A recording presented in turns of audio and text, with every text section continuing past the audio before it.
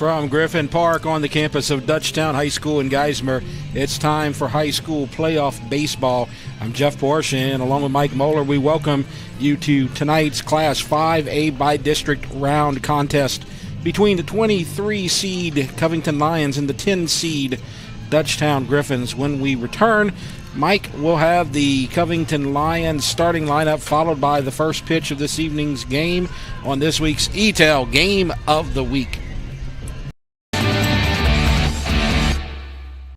Well, I've had back pain now and then, but it got so bad I couldn't even bend over. I didn't want to resort to pain pills, so I chose Peak, hoping they could relieve the pain. They got me active again. I even lost weight. I believe in better. I chose Peak. Choose Peak Performance Physical Therapy. Piku Builder Supply, your one-stop lumberyard, provides an extensive selection of quality building supplies for your new construction and remodeling. We offer computer-aided estimating of your building and remodeling plans, as well as blueprint copies. From humble beginnings to becoming the industry leader in Gonzales and beyond, Piku proudly supports our local community because we believe in giving back to those who have had a hand in our success. Let the experts at Piku Builder Supply help you with your new project today. Dr. Brian Hollis is Ascension Parish's orthodontist. Dr. Hollis has an excellent reputation for bringing state-of-the-art technology and the highest standard of patient care to Ascension. He attended LSU Dental School, and he completed a residency to become a board-certified specialist in orthodontics. An avid supporter in our community, Dr. Hollis is married to Celeste Pyron Hollis, and they have 4 children. Dr. Hollis, Ascension Parish's orthodontist. Grow up smiling with Hollis Orthodontics. You care about your car. So do we. Donaldsonville Glass and Body has been around for over 40 years, providing unparalleled collision repairs and customer service, especially when you and your car are having the worst day ever. When you demand exceptional workmanship, call Donaldsonville Glass and Body. Free pickup for your collision repairs and get it back as good as new. It's your choice, so why not choose the best? Donaldsonville Glass and Body. It's game day. A day that should be spent in the living room, not the kitchen. So next game, you just worry about the score, because we've got the food covered. With hand-battered, cooked-to-order, always fresh, never ever frozen chicken fingers, craveable cane sauce, crispy crinkle-cut fries, and jugs of freshly made tea and lemonade. Raising Cane's chicken fingers, one love. The Title Law Firm has been fighting for our clients to get their best recovery for over 20 years.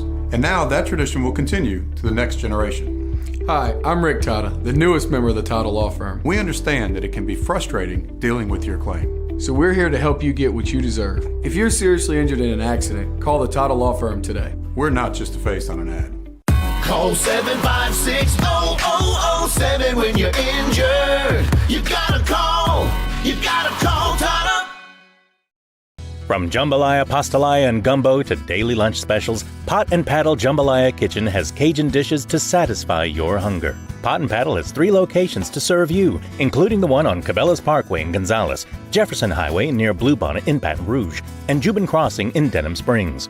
You can dine in, carry out, or let them do the catering for an office get-together or tailgating at the big game. And don't forget about their delicious daily lunch specials. You can check out their specials and more on the web at potandpaddle.com. My shoulder pain got so bad I couldn't lift anything overhead. So I chose Peak Performance, and I can't believe how much better I am now. Peak really does get you back into the game of life. Choose Peak. Choose Peak Performance Physical Therapy. E-Tel Game of the Week from Griffin Park. Covington versus Dutchtown. How you doing there?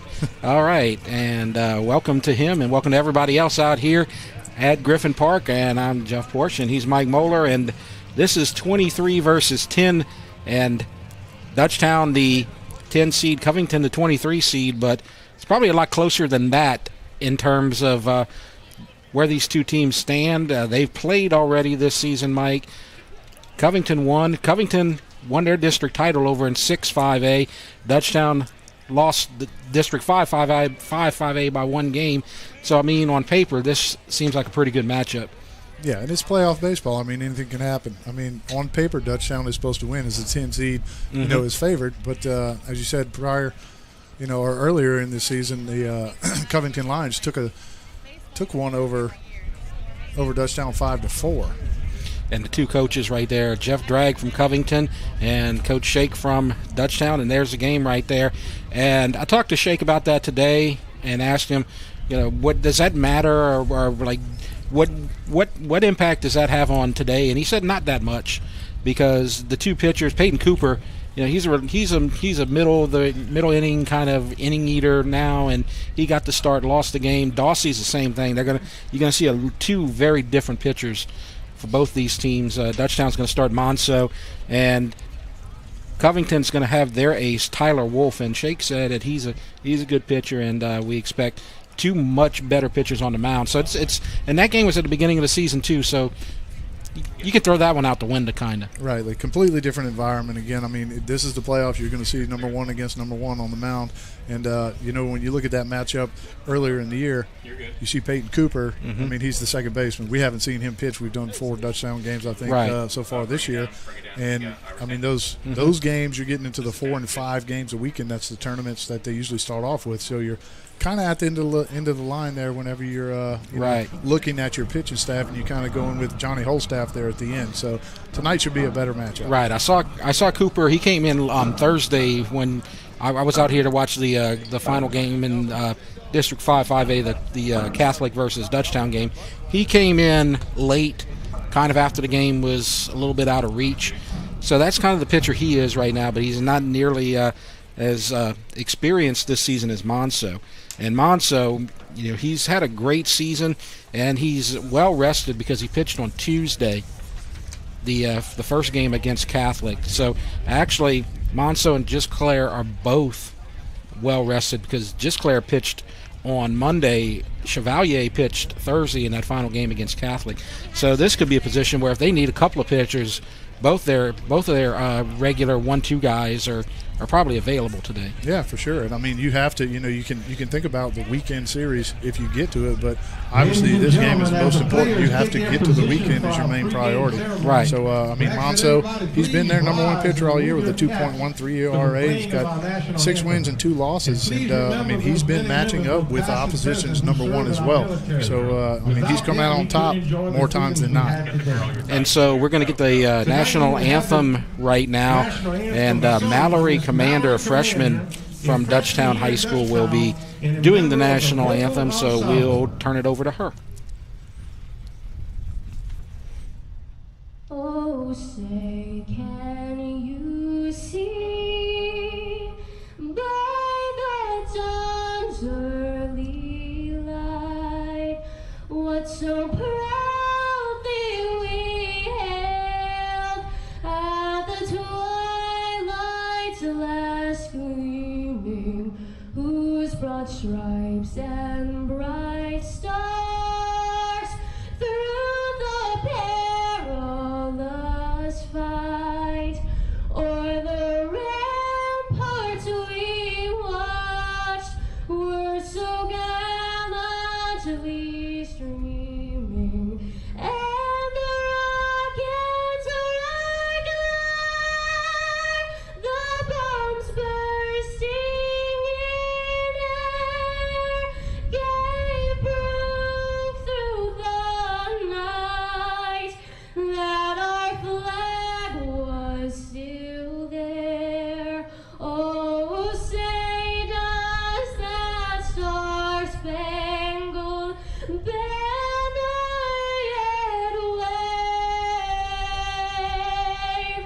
o'er the lands of the free and the home of the brave? Miss Mallory Commander, ladies and gentlemen.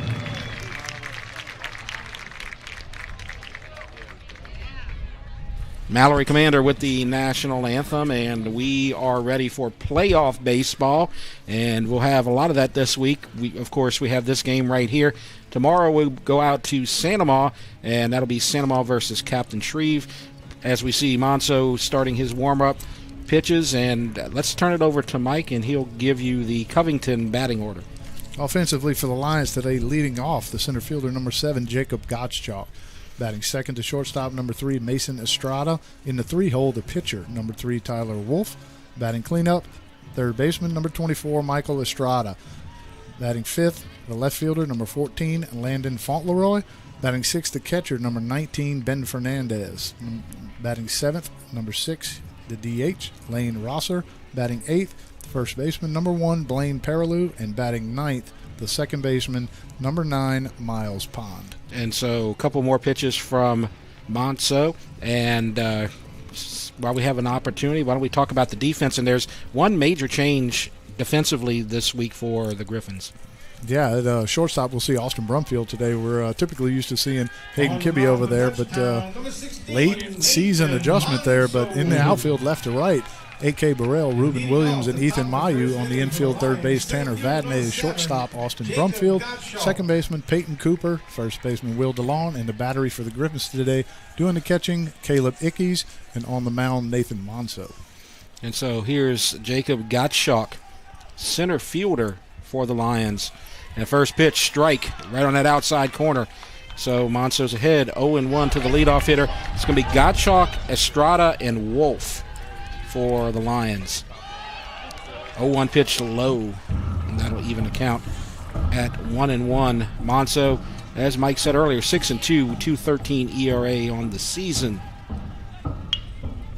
And there's a ground ball over to Cooper. Cooper throws to first, and the leadoff batter is retired, 4-3, and that'll bring up Mason Estrada with one out. Yeah, typical. I mean, we see Cooper go over there. Looked like Dirk's a little soft. Kind of lost his footing a little bit, but regained it in time enough to make a good play, good throw to first base for the first out. Right, good patience. So it's a easy ground ball, slow moving, so he's able to get that, get back on track and make the play.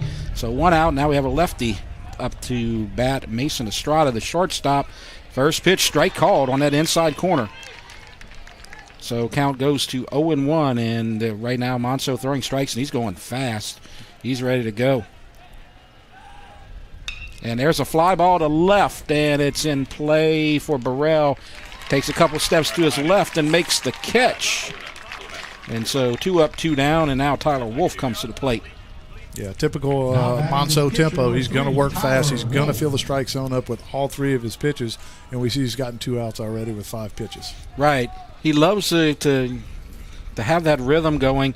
East Ascension kind of disrupted him a couple of times when he was pitching, got kind of impatient with that. But if you let him, he's just going to go, and here's a ground ball over to Brumfield. Room service bounced right to him, and the throw to first, and that's about as fast an inning as you can go. 6 pitches, 3 outs. Yeah, got a nice little hop off that lip, did Brumfield there. 6 pitches, 3 outs. Can't ask for anything better than that. Right, and fairly easy first inning for Monso, and so no runs, no hits, no errors, nobody left. Then we go to the bottom of the first, no score. And now Dutchtown will come to the plate, and Mike will give you their starting lineup. For the Griffins today, leading off, number 9, the right fielder, Ethan Mayu. Batting second, the center fielder, number 40, Ruben Williams. Batting 3-hole, the third baseman, number 10, Tanner Vadney. Hitting cleanup, the second baseman, number 21, Peyton Cooper. Batting fifth today, the first baseman, number 24, Will DeLon. Batting sixth, the pitcher, number 16, Nathan Monso. Batting seventh, the catcher, number 8, Caleb Ickes. Batting eighth, the left fielder, number 32, A.K. Burrell. And batting ninth for the Griffins, the designated hitter, number 31, Pearson Pyron. And so you see the pitcher, right-handed pitcher, Tyler Wolf for Covington High School, and Mike will give you the defensive lineup behind him tonight. Yeah, for the Lions defensively in the outfield from left to right, Landon Fauntleroy, Jacob Gottschalk, Josh Barletta. On the infield, third baseman Michael Estrada, shortstop Mason Estrada, second baseman Miles Pond, first baseman Blaine Perilou, and the battery today for the Lions doing the pitching, Tyler Wolf, and behind the dish, Ben Fernandez. And so we'll see Ethan Mayo, Ruben Williams, Tanner Vadney for Dutchtown in just a moment.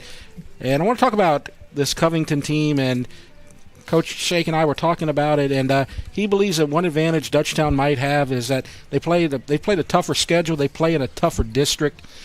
Playing in 5-5A, you got Catholic, you got Santa Maria, and East Ascension, all strong teams. Covington tied for the district title with St. Paul's, but pretty much the rest of the district just not so hot, I guess you could say. And when you look at it, Covington's 23, and then from 5A, you got 3 teams that are seated higher than that. Yeah, and if nothing else for the Griffins, I mean, we spoke about it 2 weeks ago, how it was going to come down to the very end for the district championship, right. Here.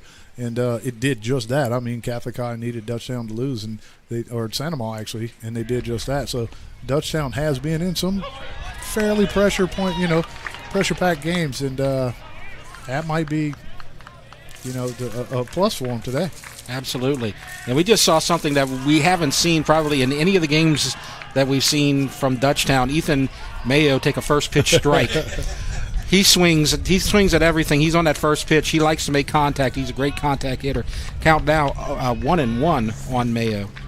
Yeah, I mean, he's your leadoff hitter. He's got 3 walks on the season. That's super low compared to what you normally see for the leadoff hitters. However, he is hitting .371. And he's got great speed, and he can lay down bunts. So he's a utility guy that can do a lot of things right there from that leadoff spot. And there's a foul out of play, so the count even. 1-2. Mayo, .371. So he's getting on base. Not from taking walks, but he finds a way to get on base a lot. And the 2-2 count is full. So potentially about to see his 4th walk of the season, 1 pitch away. That would be unusual.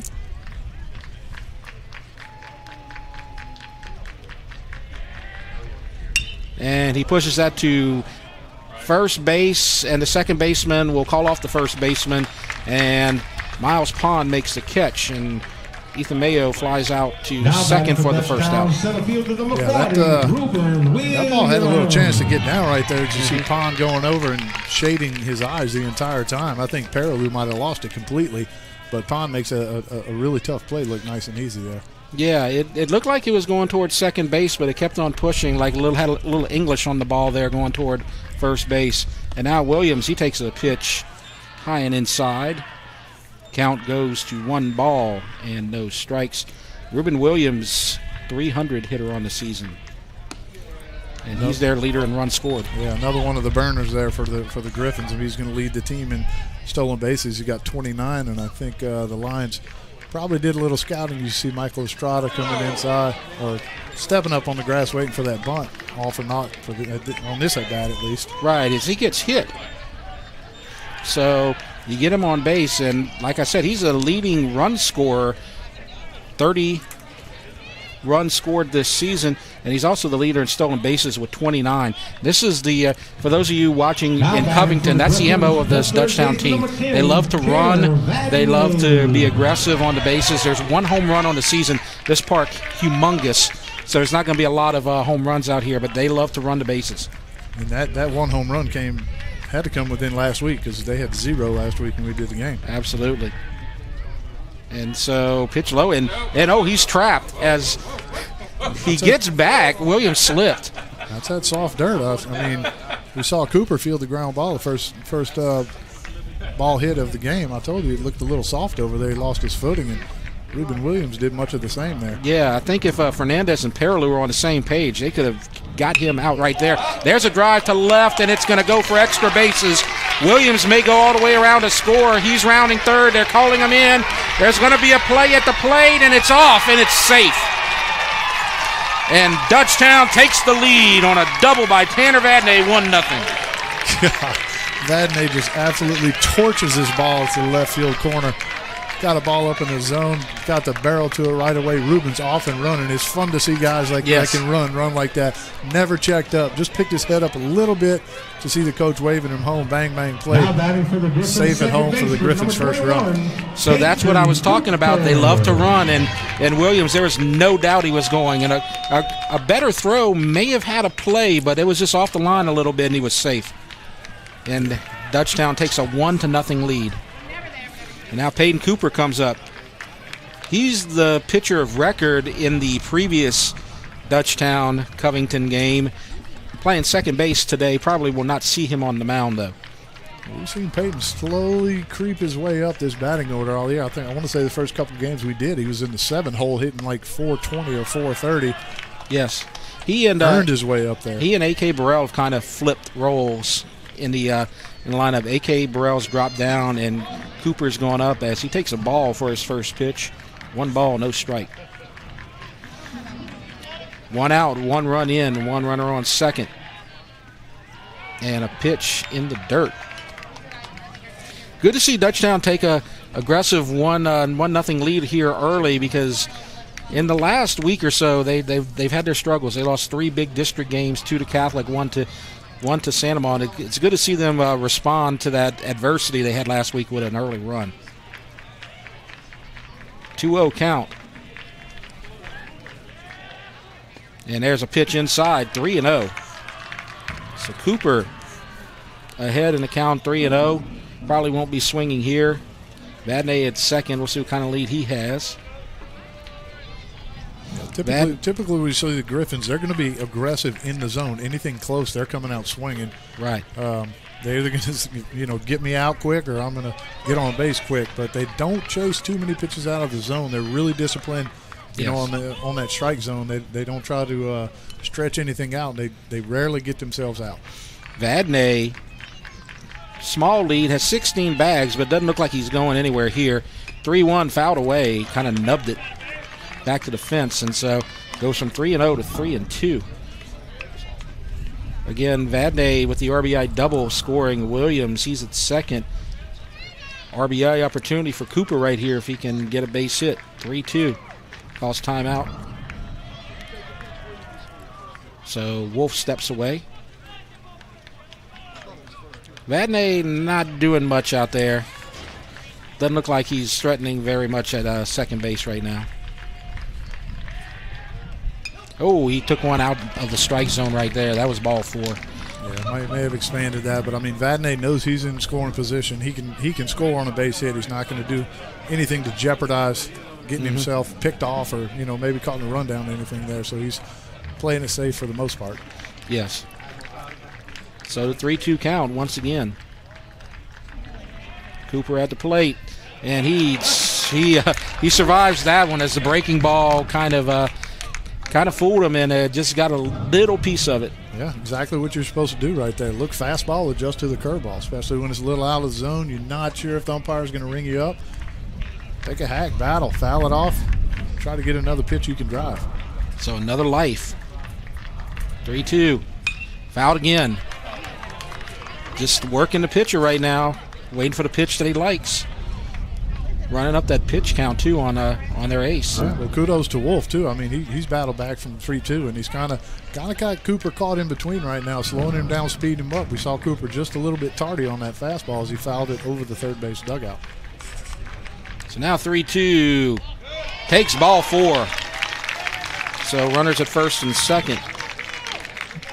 And that'll bring Will DeLone to the plate. And Will DeLone, a .294 hitter, and has an RBI opportunity as well. First and second, early rally here by the Griffins. 1 run in, 1-0, bottom of the first. So DeLone hitting from the right side. And there goes Vadnais.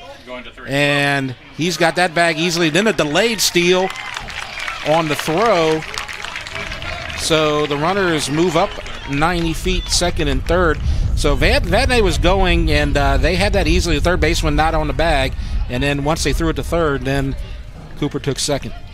Yeah, good jump right there. First move, and Vadnais takes off, and then fly ball. That'll score 1.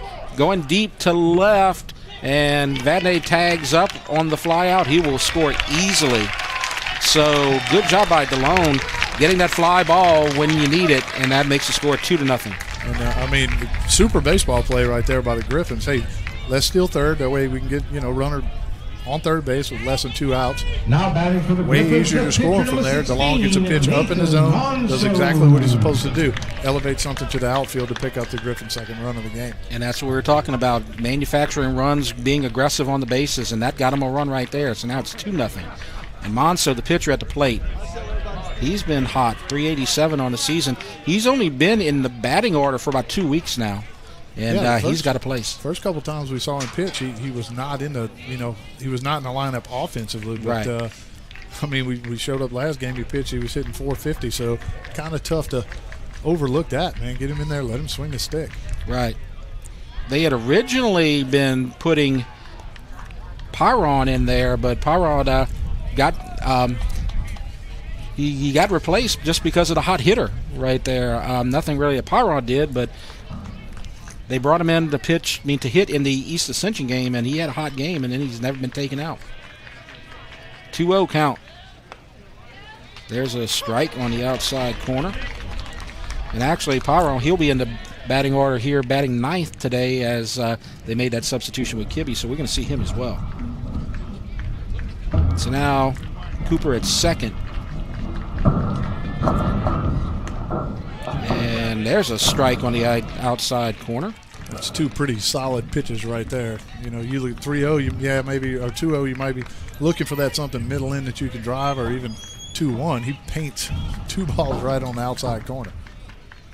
And so now he's ahead, 2-2. That time breaking ball outside. Good job by the catcher. Fernandez keeping a glove on that as Cooper was itching to go to third there. Count full now, though, 3-2. Yeah, good sequence right there by Wolf. I like the pitch selection. Just didn't quite execute it. Showed a couple fastballs out there, tried to backdoor that curveball, but didn't get it there. 3-2. Takes a ball low, close pitch. Right. And that's 2 walks drawn here today. Yeah, that's a product of, hey, I little wild outside of the zone, and everything I'm throwing so far is away. Then all of a sudden I throw a borderline pitch on the inside, kind of tough for the umpire to bring him up on that. And so Ickes will come to the plate as courtesy runner Jack Corona checks in for Monso. And Ickes, the power source of this Dutchtown team, leading the team in home runs with 1. 308 on the season. He's brought his average up, and he's been very impressive this season. Oh, he drew that one 55 feet, and so the runners will advance. So now, probably a base hit will get you to 4-0. Probably a little frustration right there from Wolf. I don't know if you saw him glare at the umpire after that 3-2 pitch. I mean, it was borderline. He made a good pitch, but you kind of file that. Hey, that's over. Mm-hmm. He's on base. Let's get this next guy. You got 2 outs. Try to get an out here and get your team back in the dugout. I mean, that's frustrating. I know you know that. Mm-hmm. But you gotta take the matter at hand right now and not get yourself into a 4-0 hole in the first inning. Yeah, he starts him off with a good pitch. Nobody's looking fastball inside on first pitch. And there's another base hit, and that's another run in. And they're waving around Corona, and the throw is cut off, and they're going to go to second, and they're going to get Ickes. But he did his job. He got the 2 RBI single, and Dutchtown explodes for 4 runs in the first inning. So good job by Ickes. Got caught at second, but that's all right. He got his 2 runs in. So 4 runs on 2 hits. No errors, nobody left. 4-0 Dutchtown as we go to the second. You're watching the ETEL Game of the Week. The athletic training staff of Dutchtown High School would like to thank Raising Cane's in Prairieville, the official chicken of the Dutchtown Griffins. Peak Performance Physical Therapy, Hollis Orthodontics, Tata Law Firm, Baton Rouge Orthopedic Clinic Foundation, Ross Downing GMC, for their support of the Dutchtown High Sports Medicine Program. And we are back, in 4 runs in the first off of Tyler Wolf, the Covington ace. Dutchtown does their job and gets an early lead, 4-0, and Monso had a nice 6-pitch first inning, and so looks like he's in a rhythm and ready to go and get ready for this second inning, as he's going to face Michael Estrada, Fauntleroy and Ben Fernandez. Yeah, and then, something you got to watch. Monso did have that 6-pitch first inning, got in a good groove, but then went over there and sat in the dugout for a little while. And he got in that bat. But, I'm not sure he even swung when he got in his at-bat, so he gets the first, and then they pinch run for him. So maybe a little stale. Maybe have to knock the dust off just a little bit to get back in that groove. Fouls it off, and looks like this Covington team is aggressive, too. They're going to get their hacks in. As you had a 6-pitch first inning, and they're swinging away at the first pitch of the second inning. And another swing and a miss. Beautiful breaking ball. 0-2 to Michael Estrada, the third baseman for Covington. So Monso throwing strikes, and he's just ready to go. He's rearing. He's feeling it right now. And the breaking ball just misses. Ickey's tried to frame it, but umpire did not bite, and it's 1-2. That's an effective miss right there. Yes. That's what you love to see, 0-2. Fouled away. So the count remains. Yeah. So many times you see those 0-2 pitches in the dirt or way up out of the zone or double out off the zone. To me, that's not a real – it's – I don't know, it's just a wasted pitch. You want to get something that's at least in the strike zone or, kind of makes them want to nibble just a little bit and then just disappears out of the strike zone. Just misses on the inside pitch. So 2-2. Little inside. Estrada trying to be the first base runner for Covington. And ball outside. So now the count goes to 3-2. So Estrada fighting off some pitches and getting the count full. 3-2, and he misses in the first base runner. So Michael Estrada, the cleanup hitter, reaches on a walk. Good job by Estrada fighting off some pitches and coming back in the pitch count and taking that base. Yeah, it's 0-2. You're down 0-2. You got to battle. You got to try to get lift to the next pitch. That's exactly what he did, long enough to work to count 3-2 and then draw a walk. And so Estrada not going at first as Landon Fauntleroy, left fielder, swing and a miss at the first pitch. They like to swing that first pitch. They're going to get their hacks in, like I said. 0-1. That's a little bit inside. 1-1. Michael Estrada at first, not going anywhere. Short lead.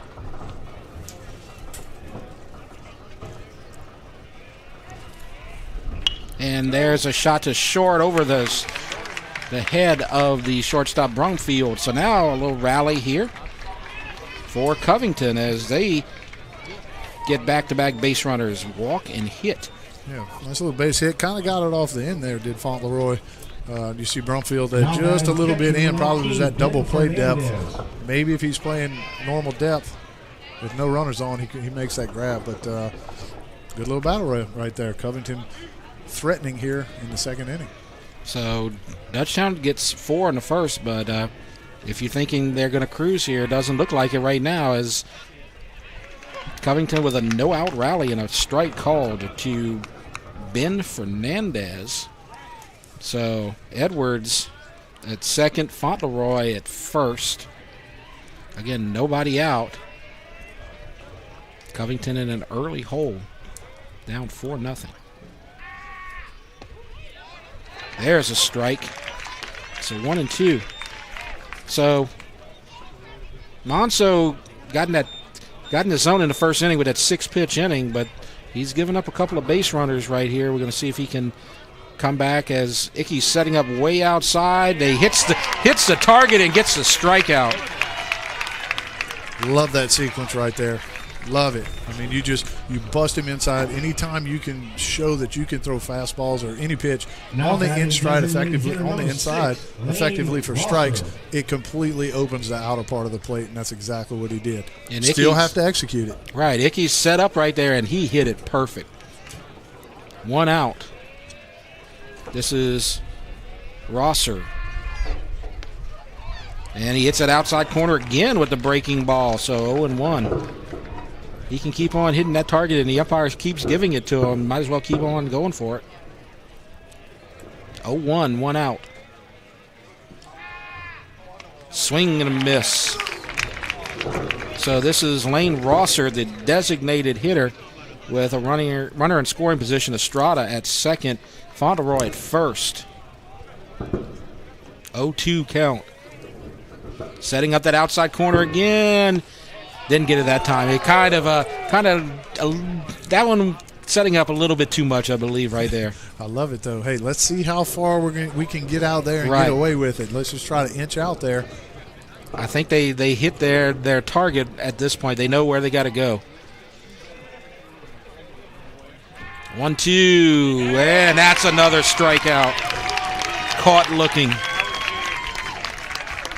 Monso's got him caught in between big time right now. I mean, he's throwing fastballs when they're looking for curveballs, and he's throwing curveballs when they're looking for fastballs. But, two absolutely knee-buckling pitches on the last two hitters. When you see that they can't pull the trigger, you know they're completely caught in between. Back-to-back backward Ks.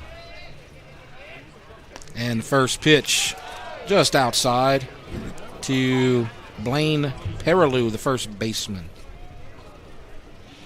So 2 outs. Perilou, RBI position right here. And late call there. I did see wave to the umpire, gave it to him. That really aggravated Monso during that EA game. I agree. That's too late for me. Yeah. I mean, that's where injuries happen. If you're going to call timeout, you have to call it a little bit earlier than that. You see Monso was in his stretch already, about ready to deliver.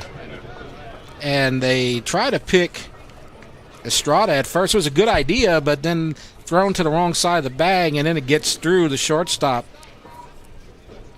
Brumfield, and goes into center field, but no chance to get an extra bag there. So Dutchtown catches a break on the throw to second. 1-0, and there's a drive to deep left. That's big trouble, and it is off the wall, and that's going to score at least a run. I think it hit the foul pole. It may hit the foul pole. That's a home run. So it is a home run, and it's a 4-3 ball game. That's the first ball I've seen out this park all season. Oh, he's fired up. He should be. That ball was smoked. Wow, we got a ball game. Just like that, 1-run ball game. When it left the bat, I knew it was hit well, but I was thinking there's no way it's going out of this park. And he took it all the way. Kudos to him. That's the first ball I've seen out of the park this season at Griffin Park. Yeah, got a fastball up in the zone, just kind of got the barrel to it, got a little backspin, and that ball carried out of here. First pitch to Pond. That's a ball. We got ourselves a ball game, folks. 4-3 in the second. Fly ball to left field. This one's in play. That's going to be Burrell, and he makes the catch. But 3 runs score on 2 hits. The big play, that 2-out home run by Blaine Perilou. So 3 runs on 2 hits, nobody left. And so go to the bottom of the second, 4-3. Dutchtown with the lead, and so let's keep it here. And as we go to the middle of the second, let's talk about the by-district games for 5-5A. Yeah, at least for the Ascension Parish schools, obviously we're doing the Covington at Dutchtown game today. Tomorrow we'll be across the parish over there in Santa Maria, as we'll see Captain Shreve from up north come to visit, and we won't be doing the Ascension game as they are on the road at Zachary. However, if they win and maybe play a little bit closer to home, we may be able to pick one of those games up. There's a possibility. The 3 teams kind of need a break, as the way that the second round works is that you have a best of 3, and the higher seed is the home team. It's not like football where the 27 seed winds up getting a home game because of that. Dutchtown needs a win today, and they need an upset in the first round. They need the team that they're paired up against, the 7 seed, which is Houghton, to lose. And I believe Houghton is playing Covington. We'll talk about that later. Benton, I think it's Benton Chalmette. Yeah, or is it Houghton Chalmette? Houghton Chalmette, yes. Okay. Something to that effect. So they would need an upset to host a second-round game. East Ascension would need an upset and another upset for that to happen to get a home game this weekend. But remember, the second round is best of 3, so is the next round after that. And the first pitch fisted, as you see Burrell, and the throw to first. And so nice quick throw by Estrada over to Perilou, so 5-3 for the first out. Yeah, I'm pretty sure that ball may have hit Burrell if he doesn't swing it. That ball was as up and in on the hands as you could get right there. Now Pearson Pyron. And so he's been introduced as the DH today in the starting lineup. Been a while since we've seen him. Yeah, he'll be batting for Brumfield. Yes. Who's today shortstop for the Griffins. So they made that change. Brumfield, a defensive replacement for Kibbe. And a pop-up to third. And cannot get it, as Estrada he was trying to feel his way and make sure that he wasn't at the fence or the dugout or anything like that, and just couldn't grab it. So that's very fortunate. New life for Pyron. Yeah, tough ball right there. Probably had a chance. That ball may have been over the screen at one point and worked its way back, but as a defender you're taught to run as fast as you can to the screen and then work away from it. 1-1. Ball outside. So it's Burrell who has grounded out to third, followed by Pyron and then Mayo. And there's a shot to center and backing up and made a play out of it. Good job by the center fielder. Yeah. Gottschalk, who was playing very shallow, makes a catch. Very shallow. Those line drives right at you. I'm going to tell you what, Pearson hit that ball very hard. Yes. So, I mean, it's a difficult play, and if you can see the shadow here at home plate, and then it's super sunshine out there in center field, so made it really tough. Now Mayo takes another strike. So 2 quick outs for Wolf. Fouled away. 0-2. Yeah, Wolf trying to get this third out, getting the dugout pretty quick. He had a elevated pitch count in the first inning, trying to kind of even it out here in the second if he can. It's almost like the pitchers have like reverse images of themselves in these innings. As Monso struggled in the second. It looks like right here, 1 pitch away for Wolf from having a quick inning with very few pitches, as Mayo fouls it off and stays alive 0-2. So that's kind of unusual. As you saw, Wolf struggled in the first. Now he's in control in the second. Monso is in control in the first and gave up the home run in the second. 0-2. Outside. Setting up that outside corner, but a little high. So Mayo trying to get on base. He flew out to second in the first inning. And that's going to hit him, and he does get to first. And that's his 5th time that he's been hit by a pitch. He's got 24 bases on the season, so we'll see what he does with Ruben Williams at the plate with 2 outs. Wolf looks like he's a little upset there, trying to argue that Mayu might have leaned into that one. I'm not sure he leaned into it. It was pretty much at him. It was a breaking ball, but however, he did not try to get out of the way, which you do not have to do. Right. I think he was just kind of shielding himself into getting a little bit there, and got to first. Now, as we said, 24 bags. He's got a good lead, and he's creeping a little more, and he's going as a show bunt, and they don't even have a play. That's what Mayo does. 25th stolen base. He gets on base, and he's going. Yeah, first movement. Ben Fernandez didn't even attempt. Just kept that ball in his back pocket. You saw the little baby steps as he was coming out of the stretch. He was itching to go, and that's going to be a ball low and outside. So the count is 1-1. So runner in scoring position, a base hit will score Mayo. as he'll be off on contact. Wouldn't surprise me to see if Mayo tries to sneak that third base. Possibly. I know you're not supposed to make the third out there, but. And there's a shot up the middle, shortstop with a play. Oh, that's up high, and here comes Mayo to score.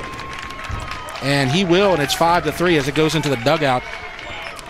I know that Williams has wheels, but I don't think he had to rush that throw that much. No, I think he looks like he just kind of didn't finish it. Yeah.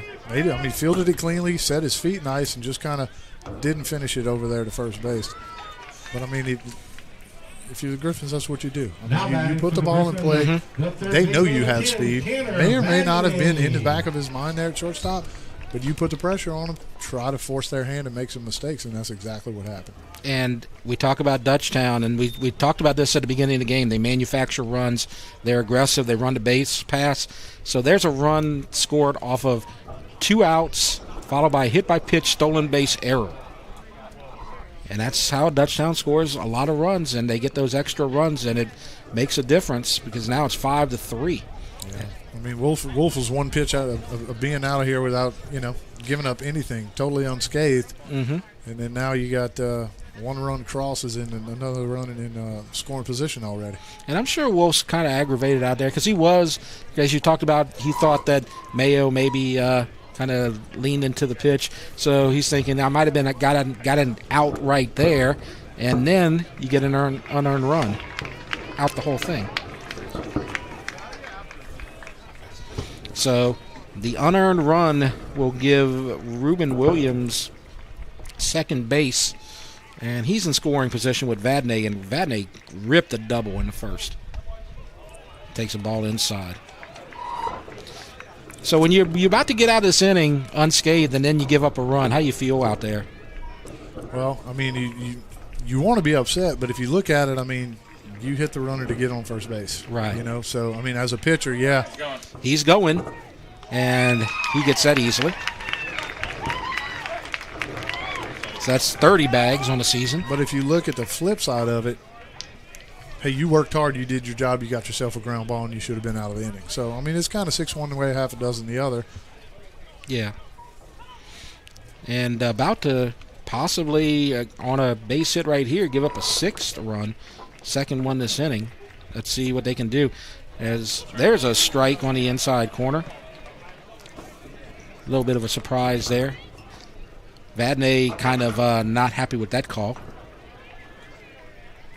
Maybe a little off. Now the pitch outside doing that inside-outside thing, but just not there that time. Yeah, and see that pitch right there, if you're Wolf, that's not a pitch that you have to throw perfectly on the outside corner. You're already established the inside. You can pitch. You can throw strikes in there. You can throw something on the outer third and still get a ball hit off the end of the bat. And there's ball 4 as he misses and Vadnais reaches again. So now you got runners at first and third. Peyton Cooper at the plate. He walked now batting for the Griffins, the second baseman, number 21. He got that in the first inning and came around to score on the Ickes base hit. Now with another RBI opportunity. We had a final in District 6-6A as Ponchatoula has been defeated by Ruston 4-1 as Vadnais goes, and they're not even going to offer that as they have Williams at third and don't want to throw that in the center field and give up a run. So now runners at second and third, so 2 runs in scoring position.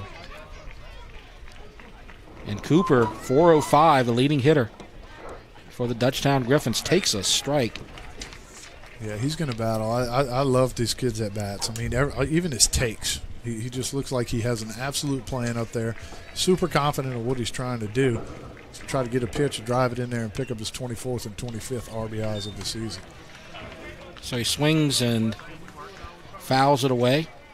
He had one of those bats in that first inning where he fought a few pitches away and got the walk. Very well-earned walk. Yeah, he's very, very comfortable with his strike zone. Very few times do you see him expand it. Might have crossed up the catcher right there. Keeps it in front of him, though, and that brings the count to 2-2. 2-2, 2 outs, 2 runners on base, 1 run in. And he misses outside, and here he comes at the plate, and he is safe as the catcher, Fernandez, thought about tossing it to the pitcher, then dove and tried to tag him, and he missed. Could have gotten it to Wolf, but the speed, as we're going to see it on the replay right here. Let's see. The catcher, Fernandez, thought he got him. I don't see it. No, I don't see it at all. Williams kind of slid to the first base side there of home plate.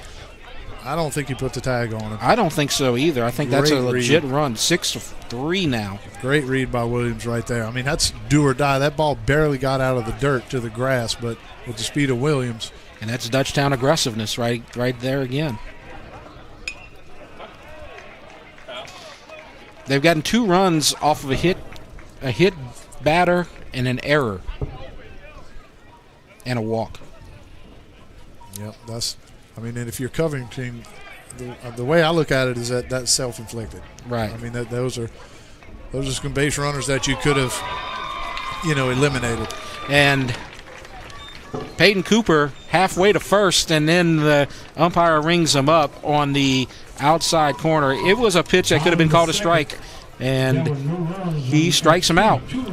And 2 runs will score on no hits, 1 error, 1 left, and so it's 6-3 as we go to the top of the third. You're watching the ETEL Game of the Week.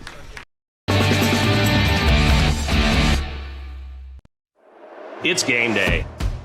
A day that should be spent in the living room, not the kitchen. So next game, you just worry about the score, because we've got the food covered. With hand-battered, cooked-to-order, always fresh, never, ever frozen chicken fingers, craveable cane sauce, crispy crinkle-cut fries, and jugs of freshly made tea and lemonade. Raising Cane's Chicken Fingers, one love.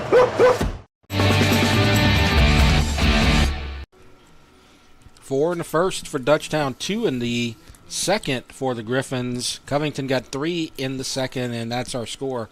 6-3, and now Monso will face 1, 2, 3 in the top of the third. That's Gottschalk, Estrada, and Wolf. Had some trouble. He gave up that 3-run home run in the second inning to Perilou, so we'll see if he can rebound and have a solid inning here.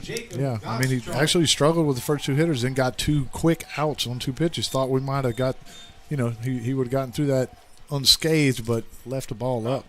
First pitch swinging. That's their MO. A lot like Dutchtown. Both teams look similar, although they did have that explosion for a home run. But Covington likes to swing, especially at the early pitches. Those are sometimes the best pitches to swing at. Yeah, try to just get me over strike 1. They want to ambush that thing.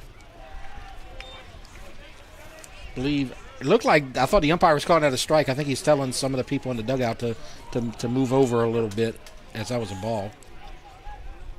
And he fists that to shortstop, and this is Brumfield, and he makes the catch. So Brumfield fly out to 6, and that's the first out. And so Mason Estrada at the plate, and that's what Monso needs. He gave up that first base runner on the walk in the second inning, gets the fly out to start the third. Yeah, much like the first inning, kind of cruised through there with 6 pitches. Working ahead, forcing Covington's hand, swing the bat. Another swing, another first pitch swing. I did not keep track of how many we've seen, but I would say at least half the batters have swung at the first pitch. Yeah. On the Covington side. And there's a strike on the outside corner on the left-handed hitter. 0-2. Wolf, the pitcher, on deck.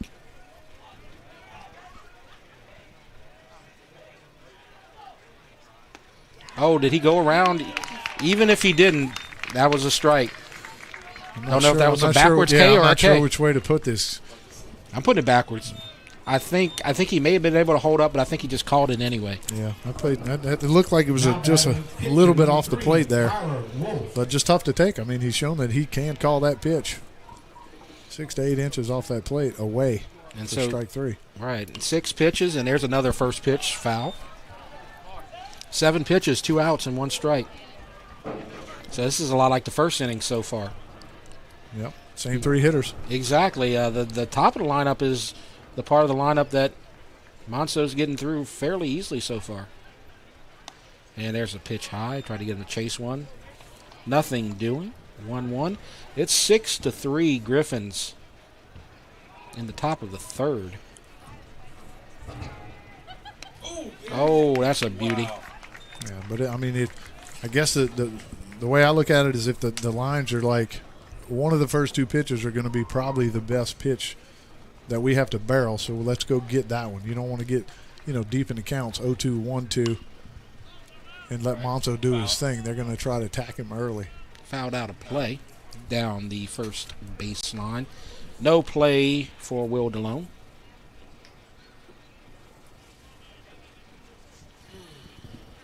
Not a lot of hits. 2 hits on both sides. A lot of traffic on the bases. Absolutely. For just 2 hits apiece. Ooh, got a tiny piece of that one. I think Monso got away with that one there. He kind of hung that one right there. Yeah, I know. Wolf put a swing on that, just missed it. Yeah, that could have gone far if he made some contact. And that one is pushed to left field. That might be trouble, but Burrell coming in, and he does make a play. So Burrell, with his speed, makes it look easy. And so it's 3 up, 3 down in the top of the third. So that'll take us to the bottom of the third, 6-3. Dutchtown with the lead and looking to extend it in the bottom of the inning. So let's talk about some Class 5A seedings and rankings. And you see Barb, the top seed, they're going to be in the mix for sure. West Monroe, Live Oak. Sam Houston, Dutchtown beat them earlier this season. And then we talked about Ruston beating Ponchatoula. And then you got the 5A teams right there as well. Yeah, and I think Dutchtown also, I'm not sure if they took one from West Monroe or not. No, they lost to West Monroe, but they beat Walker. Okay, that's what it is. And I think the only 2 Barb losses were to the Yankees, maybe. Because I don't know who. I don't know who. I think the Dodgers might have beat them too. But that's a good club over there in Lake Charles. And I mean, might have been Vanderbilt. Yeah, but somebody. Yeah, and might have got shut down by Leiter or somebody. But and then you see our parish schools down there. So they're a solid team, and Santa Maria would face them in the third round if they would get that far. So that would be interesting. Dutchtown on the other side of the bracket, fortunately for them, as Wolf is ready. And it looks like we are going to... Leading off the bottom of the third inning for the Griffins. We're going to go with Will DeLone, Nathan Monso, and Caleb Ickes. And so a part of the lineup that did some damage earlier for the Griffins. And so the first pitch to DeLone is a ball on the outside corner. So 1-0, 4 runs in the first, 2 in the second for Dutchtown. And another hit batter. And that's the third batter that he's hit. So Williams, Mayu, and now Will DeLone. This is not what you want to do to a Dutchtown team. Get a leadoff batter on and start having them run the bases and wreak some havoc. Yeah, I mean, it's a little obvious, I guess, that Wolf's plan today is to try to work inside, whether it'll be fastballs or curveballs. Just gets a little hairy in there whenever you're not able to control your risk reward in there. Right. Usually doesn't pan out. And so now the count 1-0, and you see DeLone at first base. He's got 7 bags. He's not that much of a threat, relatively speaking, in this lineup, but he's still a threat.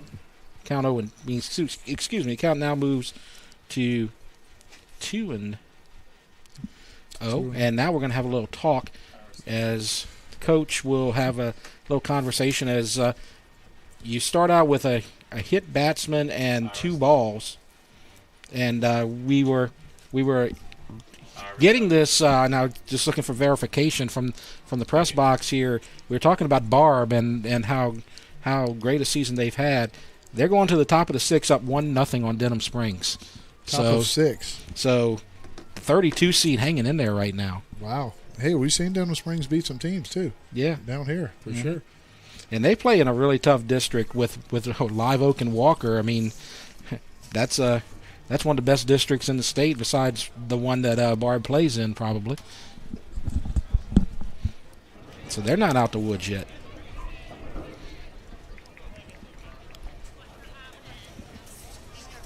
That would be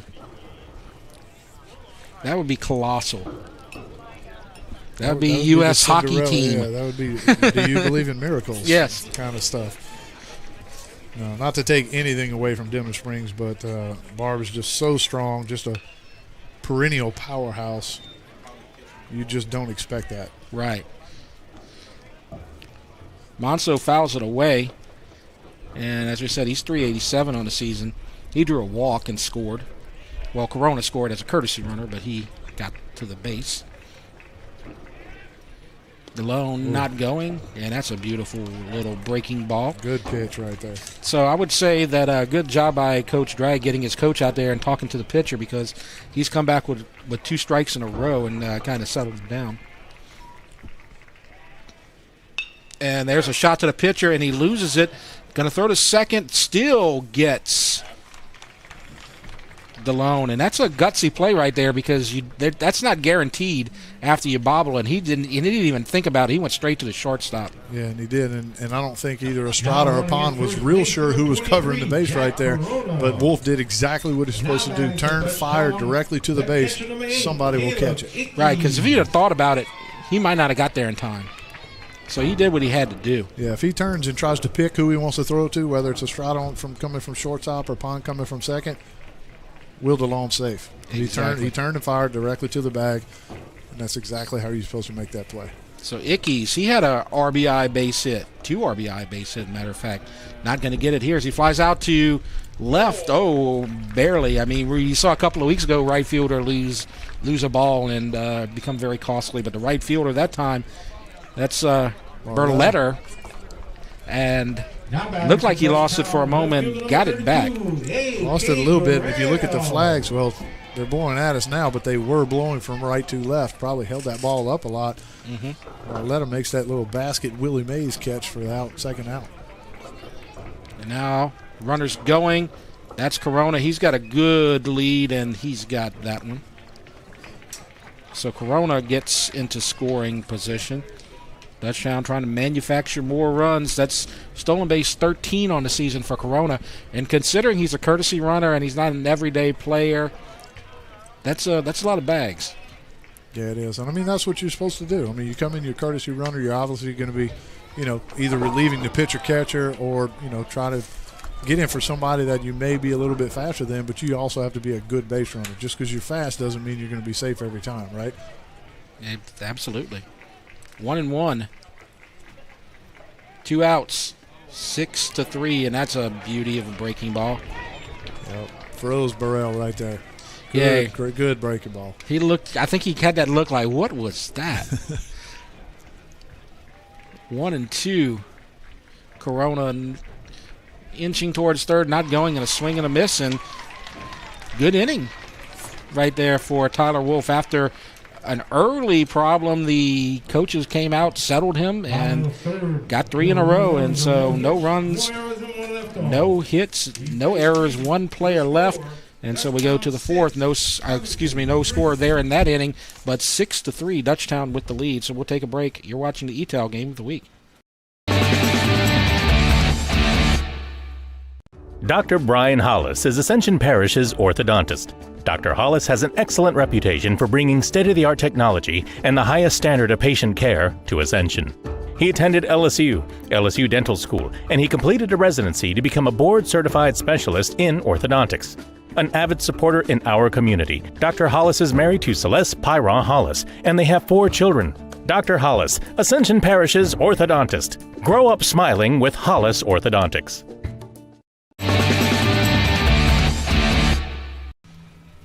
And Dutchtown now with a 3-run lead going into the top of the 4th. Monso on the hill gave up the 3-run homer, but had a solid 3rd inning, and now he's going to face 4, 5, and 6. That's Michael Estrada, then Fauntleroy, and Fernandez. And so Jeff Porras for Mike Moeller with you. Got an update from Barb. They're now up 3-0 in the bottom of the 6th, so a little bit of a cushion there now. So Estrada comes to the plate. He walked and scored on the home run. And a first pitch swing goes to Brumfield, and the throw off the bag, and he got him. He was still on the bag. He was still on the bag. Oh. First base coach still jawing at the umpire a little bit back there. Oh, I don't know. Now they're going to bring another coach to have a little conversation. A little tough. Look here, we have to see it again on the replay. I don't know. I think can't really tell when the ball hit his glove. Yeah, that's a close play. That's a defensive substitution, too, there at shortstop with Brumfield. That's going to take a look at it maybe one more time. I don't know. I mean, good camera work by our camera guys there. Yeah. Just tough to see exactly. I mean, his foot definitely came off the base, but was it after the catch was made? So you've seen the shortstops both sides with a couple of errant throws, but they're still going to say that he was on the bag. I can understand why the Covington coaches are a little upset about it.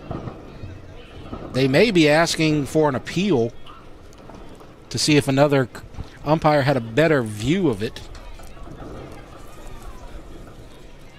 I assume that would be the home. If anybody's going to overrule it, it would be the home plate umpire, no? Right. I don't know that anybody had a good enough view of it to see it. And they're going to say he's safe. Yep, they reversed it. I think that's the right call, actually. I agree. So that's an E6.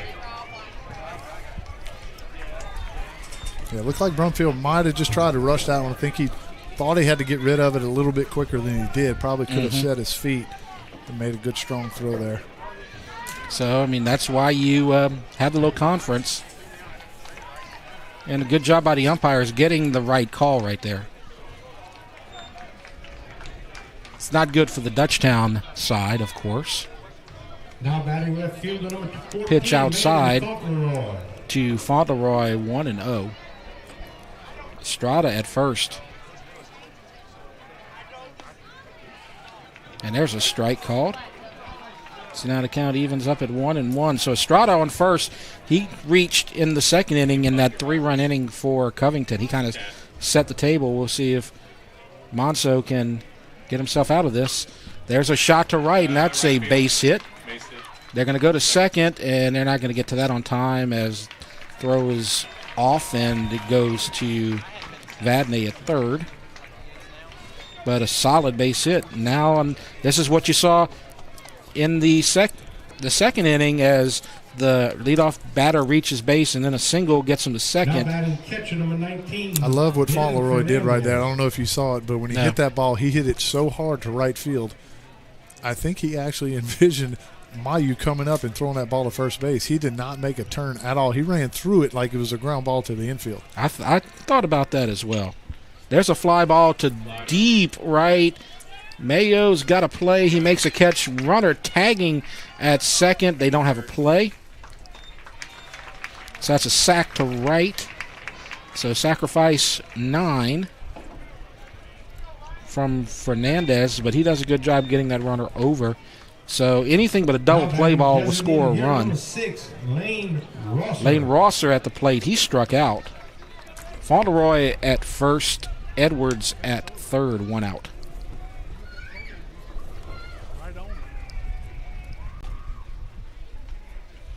Double play would get him out of the inning. Middle infield playing back. Look, this Covington team is they battle. They've got some fight in them. I mean, they took a couple body blows the first and second inning. They're still slapping some leather around there and swinging that stick. 1-0 pitch. Fouled away back in our direction.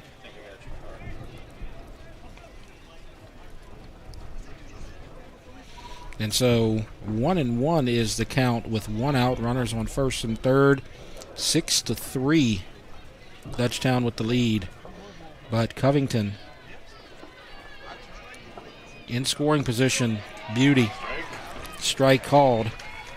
Those breaking pitches are coming over today. I love that pitch. And you got to see that fastball was up that he fouled off, that Rosher fouled off the pitch prior. Starts that curveball right there. Thinks it's the same pitch. I'm going to lay off it. And he drops it right in the zone. And he goes up high. The thing that everybody's looking for right here on deck is Perilou with 2 guys on, and he homered last time.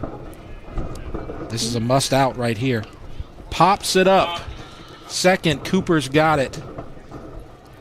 And he makes the catch, and runner stays at third. So this is identical. You got the runners on first and second, then you got the 2 outs, and now Perilou comes to bat. The old Yogi Berra saying it's deja vu all over again, right? Exactly. Same scenario. And I tell you what, a home run in this position ties this game.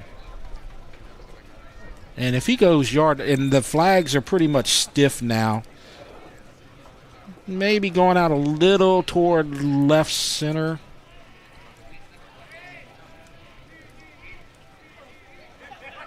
Maybe not going in a little bit now. Actually, and there's a base hit, and he gets another RBI. So not swinging for the fences. Takes what he was given and gets an RBI. That's exactly what he did. So many times you see somebody that hits a bomb, comes back up, swinging. I want to hit another one, kind of getting out of his element. But Perilou, nice and compact, got a first pitch he liked, pulled it in that 5-hole there for a base hit and picked up an RBI. And this is the 8-hole hitter doing all the damage. All 4 RBIs, 2 for 2 on the day. Now Pond with first and second. Timeout called. That's when you can get timeout right there. Yeah, spoken like a pitcher. Spoken by an ex-major leaguer. Perilou at first and another runner at second. Then they flip it over to second. So that is going to be 6-4. Brumfield to Cooper for the force. And the inning is over. 1 run scored. Got 2 base hits, 2 men left. And so we go to the bottom of the 4th, and it's 6-4. Dutchtown still holding a close lead. And we will keep it here. And as we go to the 4th, let's talk about by district, which is what we're seeing out here today, and talk about what's going to be coming up, and we'll see tomorrow as well. Yeah, good game so far. I mean, we spoke about it earlier. Chalmette up at Benton. Right. That would be if Dutchtown would prevail here, they would play the winner of that game, right? Yes. Okay. So, yes. And then you got Parkway at 15 Sulphur, which kind of used to seeing Sulphur a little bit better than that. However, that 17-17 record may be a little deceiving as they are in that Barb Sam Houston district as well. And then you go all the way up to Natchitoches Central at 14-20, playing West Monroe way up there in the northern part of the state. And West Monroe, the number 2 seed, even with a 21-7 record. And Dutchtown's faced them already, and they got a loss. I believe that was in the Jay Patterson shootout. But so they're familiar with some of these teams, and they're looking for hopefully best of 3 at Covington if they can pull a victory out, which is not a given yet so far as we go to the bottom of the 4th. It's just a 2-run game. 9-1-2. Pyron, Mayo, and Williams. So 9-1-2 right here, and the first pitch swinging. See a lot of that. Not as much on the Dutchtown side. But there's Pyron. He had a nice fly ball to center field, nearly fooled the center fielder, but he did make a nice recovery and a catch. That was in the 2nd inning, and that time fooled him with the breaker. 0-2. Yeah, tied him up there. Yeah, Pyron hit a seed to the center fielder, never got about 10 feet off the ground. His first at bat. Looks like Wolf's trying to tie him up a little bit now. Wolf's had some some trouble early on, gave up 4 in the first, gave up 2 in the second, but he came back with a nice third inning after a visit to the mound. And ground ball to short, and that time an easy throw. So Estrada takes his time that time, goes over to Perilou, and Pyron is retired. Yeah, we see it again there. That ball's a little tricky right there. I was kind of waiting for that ball to hop up at the end. Stayed on the ground the entire time. Good job by Estrada not to get fooled by it. So Mayo at the plate. First pitch swinging? No. He's going to bunt it. He's going to drop that one and foul. He should just come to the plate like 0-1 unless he hits it. But he makes contact a lot on that first pitch. He does. And, with 371, he's doing something right. But that was the first time in all 3 at-bats that he offered at the first pitch. Trying to drag that bunt, but now the third baseman is looking for it. Estrada fakes it, drops that bat back just in time. I was just about to say, it wouldn't surprise me to see him try to push one towards the second baseman there. You see, as soon as he squared, second baseman broke to cover first base. That would be interesting. He's going to leave that position vacant if you can get a ball there. That's a good idea. Now, that time he got out the way. So Wolf better not say anything that time. He moved. He ducked that one. It's a 2-1. Yeah, you might recall, second inning got hit by a pitch, and Wolf was not happy with it. Now offers it outside, 3-1.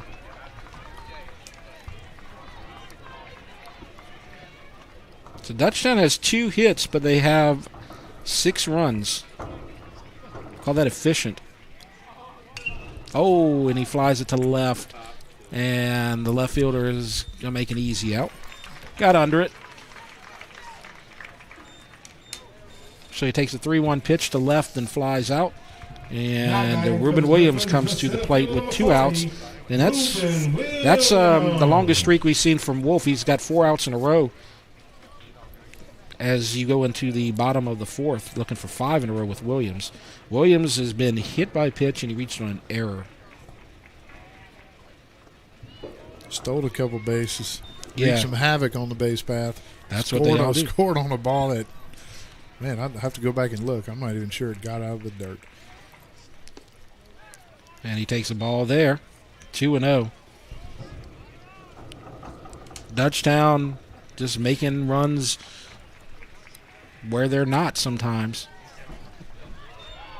Their bats have not been hot. They didn't do too well against Catholic the last game they played on Thursday. As they take a strike right there. So when your bats aren't going, and you got to find ways to score runs, and Dutchtown's been doing that all day. Yeah, find a way to get on base, kick and scratch your way, try to get some runners or some runs any way you can. And Ruben goes to first, and I got a feeling he's going to be breaking to second fairly soon and trying to get in scoring position for Vadney, who's already got a couple of RBIs. Now batting for the Griffins, the third baseman. Actually, 1 RBI. He's got one of the 2 hits. He's 1 for 1. He roped a double into left field in the first. And you got to figure Ruben's going to go one of these first 2 pitches. Probably right here. Nope. And now he does. He's got it. Catcher loses it. But if you're Wolf, you really, really have to concentrate on the hitter right here. You know the chances of Williams getting thrown out, trying to steal a base, according to our stats that we see, he's got so many bags this year, are slim. Yeah. So really focus your attention on the hitter here to leave him stranded. Probably not going to third with 2 outs. He's got enough speed that he can get there. Of course, he got the third, and then he got the run, too. Yeah. So I've said this before. Williams probably not going to third, and he steals on the next pitch. I think that happened in the East Ascension game. Well, they say you don't want to make the third out. Don't steal third unless you are 100% sure you can make it. Nearly got Williams on the back, or did he? Yeah. Might have got him in the arm. Hit him right in the shoulder, maybe the arm. Mm-hmm. As we see it again here. Just on that back of the shoulder blade. And when you're fast, you beat the shortstop to the bag, and that's exactly what happened.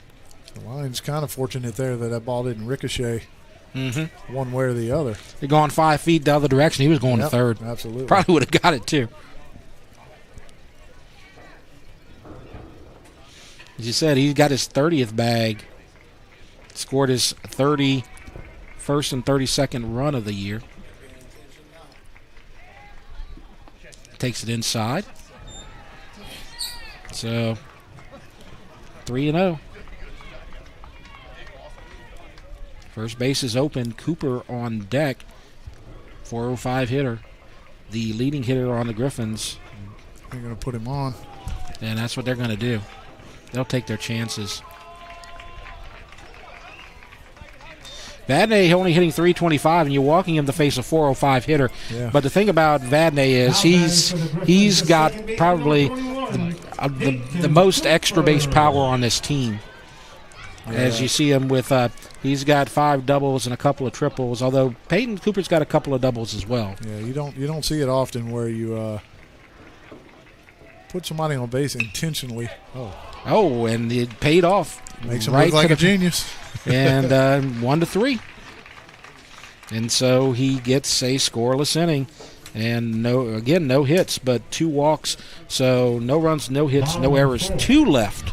So we go to the 5th, 6-4. Dutchtown with the lead. You're watching the E-Tel Game of the Week. Dutchtown 6.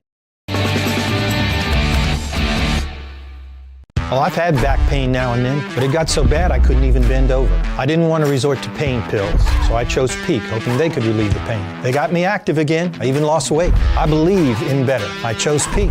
Choose Peak Performance Physical Therapy. My shoulder pain got so bad I couldn't lift anything overhead. So I chose Peak Performance, and I can't believe how much better I am now. Peak really does get you back into the game of life. Choose Peak. Choose Peak Performance Physical Therapy. So we've got a good one here at Dutchtown. Jeff Porsche, Mike Moeller. 6-4. Dutchtown with the lead as Monso gets his pitches in. And now if basically everything goes as it has, you see 1, 2, 3 coming up here. That's Gottschalk, Estrada, and Wolf. They went 1, 2, 3 in the first, and they went 1, 2, 3 in the third, and now the 1, 2, 3 batters are back up in the 5th. This is the part of the lineup that Monso has gotten with ease in the first pitch, swinging. And does Ickes have a play? Nope. Hit it behind his family, Ickes' family. Yeah, all three of these first hitters come with an aggressive approach. I mean, we've seen it. Mm-hmm. Lot like both times up so far. A lot like Mayo and Dutchtown. Gottschalk 4-3 and then flew out to short. 0-1. Misses. So 1, 2, 3 going to the 5th inning. Covington got 3 in the 2nd and 1 in the 4th, and that misses as well. Close pitch. Just misses. 2-1. Must have been a little down. Looked like it split the plate. 3-1. So Monso working a 3-ball count. I believe this is his 2nd 3-ball count of the night. Working quickly. And he misses again with a walk. So that's the first time that the leadoff hitter, Gottschalk, reaches base. And as a leadoff hitter, you might expect him to have a little speed, so we'll see what he does, kind of lead he's going to have on the bases. Yeah, I mean, I'm thinking about the first inning. He threw 6 pitches and got 3 outs. Well, he just threw 5 to Gottschalk. That at bat, so maybe Gottschalk, Estrada, and Wolf may change their approach a little bit this time around. Tried to chicken wing it, threw the arm out there a little bit. I like it.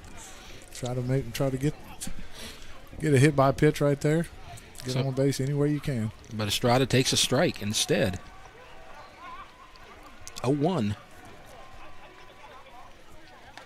And foul tip into the glove. Curious to see about Monso. You going into the 5th inning here, 2-run lead. He looks like he's all right. His pitch count not bad. Curious to see if there's going to be a bullpen and who it might be if that happens. 0-2 misses. Because you got to get to Friday. You can't save Just Claire and then not use him at all. Exactly. I mean, what good does he do with a rested arm if you don't have a game this weekend? And he misses. The batter just gets a piece of it. 1-2. So don't see much going on bullpen action on either side right now. Yeah, it looks like the Lions are going to stay with Wolf as he's settled down the last couple of innings, throwing a couple of goose eggs up there. And he was leaning that time. I think they may have known something was afoot. But Gottschalk gets back to first. And so 1-2, nobody out. Not going, pitch outside. So count goes to 2-2. I believe they thought that Gottschalk might have been going last pitch or two right here. Maybe trying to give Ickes a little better pitch to throw on. And that's pushed. Vadnais does not have a play.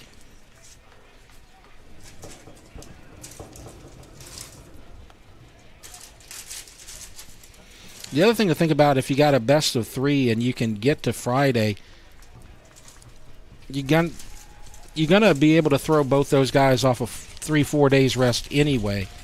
So just something to think about down the road. Then the other pitcher will probably be Chevalier if they do get that far. Yeah, you'd like to see them get at least 4 days rest if they throw complete games early in the week. Now the count goes 3-2. So another 3-ball count.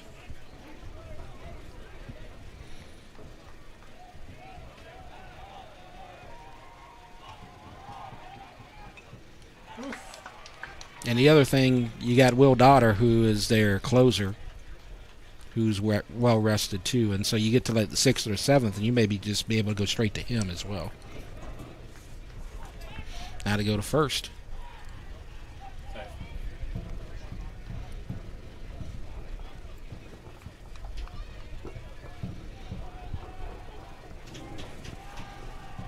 (3-2). Gottschalk at first. 6-4. Low and another walk. May see a visit to the mound fairly soon. Runners at first and second, nobody out. And Coach Tomplay not headed out there, but the team having a little powwow. Yeah, back-to-back walks by Monso.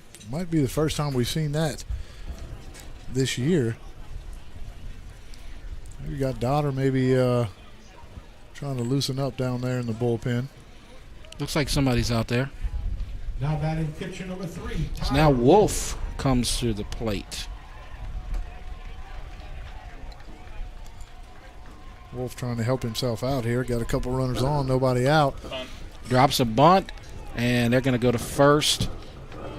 Tell you what, they might have had a play at second because Estrada he didn't get out very far. They may have had a play, but he took the easy play at first and got the easy out. The 5th and 6th runs are at second and third. Base hit here from Michael Estrada would tie the game, perhaps. So, very dangerous situation. First base open. They are going to pitch to him, it looks like.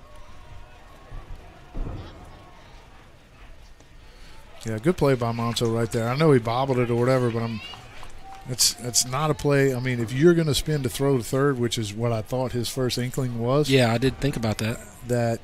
I mean, you better be 100% sure that you can get that runner out of third, because if you don't, 2 runs scored, you don't have an out, and then you got another runner on second base. So why not just get an out? He's trying to give himself up. He's doing you a favor. Yeah, he's moving the runners over, but he's giving himself up, so take that out. And there's Coach Tomplay as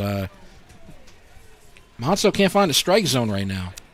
And this game is – these two teams are close. They were close earlier this season.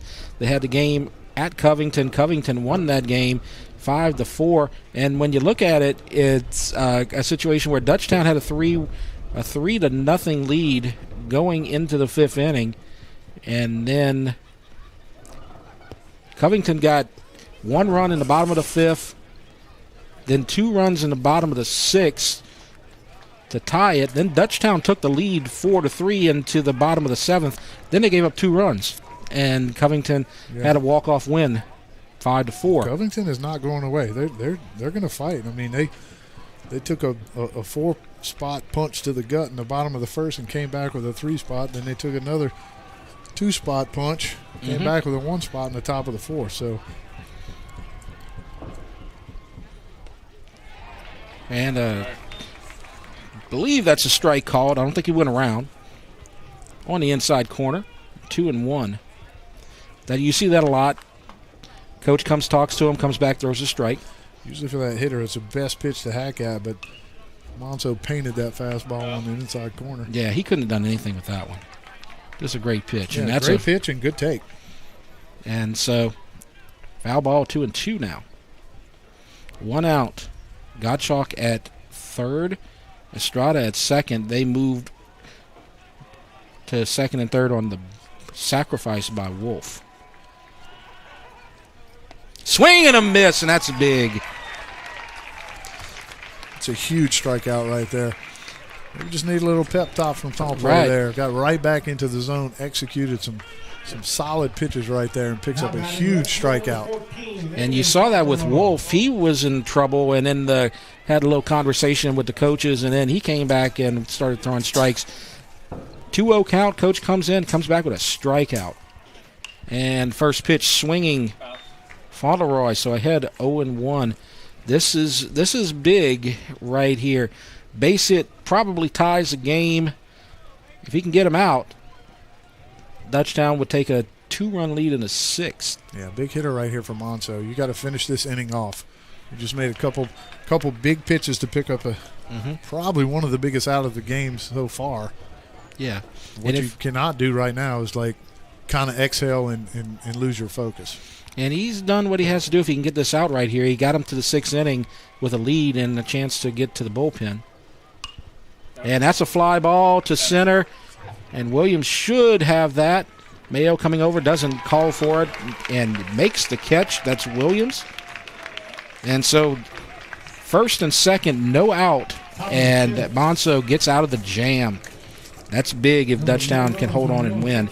So no runs on no hits, 2 walks. No errors, 2 left on base, bottom of the 5th, and it's 6-4 Dutchtown. And so let's see what we're going to look at right here in the 5th. Let's talk about Coach Shake. And you see him right there walking down the way. Now right on cue, he gets out of camera range. But Coach Shake, and you talk about some of the things that he's done as a coach, and the only time they don't make the playoffs is the COVID year. And, he's 18-15 in the playoffs, a winning record. That's hard to do. He's reached the state championship game in 2009. He made it to the semifinals in 2010. He's got 4 quarterfinal appearances. So, his resume is as good as it gets. And he's won championships as a coach and as a player and as an assistant. Yeah, absolutely. And he's been here since the inception, right? he came under the tutelage of Mike Toops, who was the first baseball coach here, and then moved on. And Coach Shake took over after that. And just like you said, the only year not in the playoffs is the COVID year, which affected everyone obviously. But what a resume. Mm-hmm. Yep. All right. He's everybody loves him here at Dutchtown High School. And now we got first pitch to DeLone, deep to left but in play, and first out. So DeLone flies out to left. Was going to say DeLone, Monso, Ickes is due up here in the bottom of the 5th. So 1 out, and Monso comes up. Monso walked and has a fielder's choice. Officially 0 for 1. Mm-hmm. So there's a 1-ball count. And that's a hard hit ball, but right to Wolf, and a little athletic play there. Reaching out to his left and making the play, so 1-3. Yeah, we'll check it out again here. That's PFP right there. A lot of it's instinct, though. I mean, kind of falling that way. Still tough to pick up that ball when it's off the bat. If you're landing a little hard, head might be moving around. That ball is jumping around. I don't care if it's not hit hard or not. Every play on the mound's a tough play. And now Ickes. Strike. So Ickes got the 2-run RBI single in the first. 1 ball, 1 strike. In the third inning, he flew out to right. And that pitch misses low and outside. It's a 2-1. Again, Dutchtown, they've led all the way, but only a 2-run lead, 6-4. Swing and a miss. Ooh, good pitch right there. Absolutely. 2-1, definitely looking something middle in to turn and burn on, and he drops a changeup or a curveball. Something off speed had Ickes way out in front. Ooh. That's a strikeout. No doubt about it. And so 1, 2, 3. That was a fast inning right there. That was a 7-pitch inning. So no runs, no hits, no errors, and nobody left. So 6th inning, 6-4 Dutchtown. You're watching the ETAL Game of the Week. From jambalaya, pastalaya, and gumbo to daily lunch specials, Pot and Paddle Jambalaya Kitchen has Cajun dishes to satisfy your hunger. Pot and Paddle has 3 locations to serve you, including the one on Cabela's Parkway in Gonzales, Jefferson Highway near Bluebonnet in Baton Rouge, and Jubin Crossing in Denham Springs. You can dine in, carry out, or let them do the catering for an office get-together or tailgating at the big game. And don't forget about their delicious daily lunch specials. You can check out their specials and more on the web at potandpaddle.com. Top of the 6th, Covington 4 hits to Dutchtown's 2. But Dutchtown manufacturing those runs, stealing bases, being aggressive, and they've got the 6-4 lead. And Monso going into the 6th. So Monso's done his job. He got to the point where you can get the Dodder in the bullpen if you can get a couple more outs here. And it's going to be tough, though, because when you look at the third batter in this lineup, that's Perilou, and he's got all the RBIs. He's got a home run. He's got a base hit. Monso's job right here is to make sure when there are 2 outs, the bases are empty. Yeah, and he's trying to feed off of the way he finished last inning. Came back with a huge strikeout and a fly ball after a little rocky start there. And, it's paramount now. He's got to get 3 outs as quick as he can, get his team back into that dugout, because Wolf has completely settled down on the other side, and he's shut down the Griffins the last 3 innings. Not a first pitch swing right there. Probably because it was a little high. So 1 ball. Fernandez 0 for 1 and a sacrifice. He struck out. And a grounder to third. Vadnais takes his time. Good throw to first. 5-3. And I don't know. I'm beginning to get a little anxious every time that ball's hit to the left side of the field, because you've seen a couple of errors at the shortstop position on both teams. But that was a solid throw right there. Yeah, textbook right there by Vadnais. Make sure you got to catch the ball first, right? Then set your feet and make a good throw. Don't try to do anything special. Do the fundamentals and good things happen. So Rosser. There's a strike, and very rarely you see a first pitch strike taken. Lane Rosser, he struck out looking, then he flew out to Cooper at second. Swing and a miss.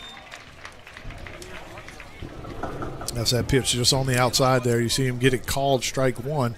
So Rosser doesn't have much of a choice. He's got to go out there and try to hit that. Oh, no, and hit him in the head.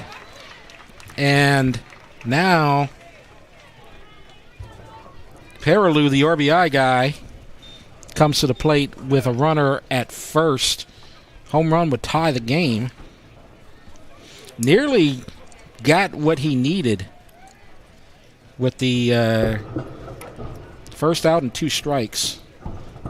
That pitch he just lost him on that one. That's it. That's what I talk about. It's the risk reward when you're trying to pitch inside. Not throw inside, but actually pitch inside. I mean, obviously that's a no pitch. He's trying to get something up and in, make him feel comfortable, uncomfortable, and try to spin something on that outside or maybe even stick a fastball on the outside corner. But whenever you're not comfortable going in there and pitching in there, that's what happens. And that little inside, Perilou had to make a little turn, a little dramatic turn. Yeah, I mean, Perilou jumped on his first pitch last at bat. I'm sure Monso kept that in his filing cabinet upstairs. Swing and a miss. Rosser staying at first. So Rosser, the runner at first, he reached on a hit by pitch. 1-1 to Perilou, 2 for 2. And a shot to second and another base hit. This is the guy that they can't get out. And runners at first and second with 1 out. And literally, again, I mean, he's not trying to do too much with those pitches. That ball is middle to middle away. Could have easily tried to pull that ball and hit a ground ball, but just kept his hands inside, hit that ball exactly where it's pitched, right back up the middle. And now you're going to see the coach going in, and that's Tom Play. He's looking to the bullpen. It looks like they're going to make the call. Not really surprised right here. Let's see if it's probably Dotter, possibly. Let's see as we wait for it. When you get to the 6th, that's about the time that Dotter would routinely come in. And I think that's who it is. Yeah, that's Dotter. Dotter's going to be coming in. So Dotter, he's got a 4.87 or 4.67 ERA, but he's also got 7 saves on the season. And the tip of the cap to Monso, he got the team where he needed to be. Just that hit by pitch to Rosser kind of changed the complexion of this inning, and now it's going to be up to Will Dotter to finish this one out. Yeah, I mean, great effort by Monso right there. I mean, if you look back, the one pitch that Perilou takes deep, I mean, that's 3 runs right there. That was 2 out. If it just happens to stay in the park, you could take that 3 off the board. However, just never really settled in like we've seen him do before. Had a couple good innings. Obviously the first inning was really quick on 6 pitches, and then just battled and battled and battled, which is exactly what you're supposed to do. If you can get into the 6th inning in a high school game with your team a chance to win, you've done your job. And so he did what he had to do, and Dutchtown is at this point 5 outs away from getting a victory, but the tying run is at first and the go-ahead run is at the plate right now, and that's going to be Miles Pond. And actually looks like may have, or no, it is okay. I see the on-deck hitter Gottschalk. Let's see who's coming to the plate. May not be Pond. No, it is going to be Pond, number 9. Okay. So now Miles Pond, the number 9 hitter. And that's what you'd like to see if you're a Dotter, coming up and facing the number 9 hitter, but then you're going to come back with the top of the lineup right after that. So Pond, he flew out to left, and then he had a fielder's choice. So he's looking for his first chance to get on base here tonight. Gottschalk will be on deck. He's 0 for 2. And Dotter comes, and that's flown to left, and it looks like Mayo's going to have a play and a tag, and the throw is going to be not in time, and they're going to cut it off. And so the runner at third on the sacrifice, so flies out to right. So fly out 9 sacrifice. Yeah, good job right there by Mayu. I mean, obviously he catches it for the second out, but don't try to get crazy and try to throw the runner out at third base, maybe throw a ball away. Hey, we're up by 2 runs. If that runner at third base happens to score, so be it. We're still up by 1 run. The run that you're kind of worried about is that tying run on first base. Right. Now you got Gottschalk, the leadoff hitter. He walked last time in the 5th inning off of Monso. Runner at first not going. Good block by Ickes right there. This is a crucial time of the game when you're on the mound, right? And you know you can spin breaking balls in the dirt and trust your catcher to block it to keep that runner on third base. That just gives you so much more confidence. A wild pitch would score a run and put the tying run in scoring position. And guess what? The run scores, tying run in scoring position. That's a tough one right there for Ickies. I mean, that's a fastball away and in the dirt. Never does a catcher anticipate a fastball in the dirt. I mean, me and Lyle talk about this a lot. It's just it catches you off guard. Yeah, if you throw a breaking ball, changeup, slider, split, whatever, a lot of the off speed you'll see, yeah, you anticipate that ball might be thrown in the dirt, but the fastball is the one that just catches you off guard. Now 2-0. Gottschalk with a chance to tie it. And there's a strike. Comes back with a good breaking ball. 6-5. This has been a fun one. Looked like Dutchtown was in control, but Covington comes fighting back. Ooh, looked like he was going to offer, but it's outside. So 3-1. And this is what you see from Dotter. He's going to throw strikes, but he's also going to throw a lot of balls as well. He's you never know what you're going to get out of him. And a strike called. That was the right call, I think. Yeah, Gottschalk didn't even think about it. He just threw his bat down, started running, but that was a strike all the way. Maybe he thought it might have been high. It split the plate for sure. You saw that with Cooper in a couple innings ago with Dutchtown. He thought he had first base, and then they called a strike. Oh, no. Oh, wow. Oh. Dotter was in the dugout almost. Okay. That was a walk. That looked like, I don't know. Maybe it was a makeup call and the other pitch was a ball. I don't know. Oh, dear. Anyway. That looked like the best pitch all night. Yikes. Estrada now comes to the plate, first and second, two outs. That's tough. Both on both ends. I mean, you battle back and make a pitch, execute like that to have it called a ball.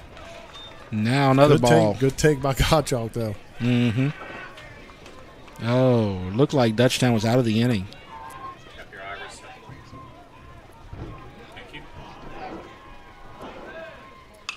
And a base hit. He grabbed and taken away. How about that? Wow. How about that? You kind of early called that. That ball I know. I thought that was a base hit. Yeah. Look at that. Peyton Cooper, that's a play of the year. Game saver right there for the Griffins. Drama everywhere. I thought that was a base hit all the way. That was a rope, and just great timing by Cooper, and apologies to Cooper. You had that all the way, buddy. All right, one run on one hit. Only one hit, not two hits, like I said. One run on one hit. No errors, and two left. So it's 6-5, bottom of the sixth. So let's look at the seniors for Dutchtown. And you see all those guys, and you see Caleb Hinkle, Austin Amadei, Gabe Villavaso, Will Dotter, Hayden Kibbe, Austin Brumfield, James Spears, Hunter Grenfell, Charlie Graddick, Peyton Cooper, Zachary Oakwin, Jack Corona, Bo Chevalier, and Tate Shake Snyder, and of course Coach Shake down there in the middle as well.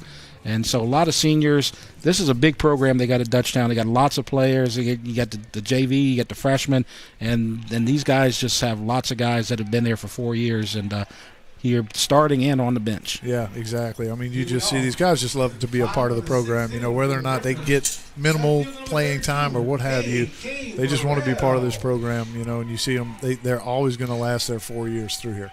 Absolutely. Now Burrell, Pyron, and Burrell flies to center. Catch made. One pitch, one out. And Wolf is just cruising these last 3+ innings. Absolutely. So the fly goes to Gottschalk. And now Pyron and Mayo on deck. For Dutchtown, the designated hitter number 31, Pearson Pyron.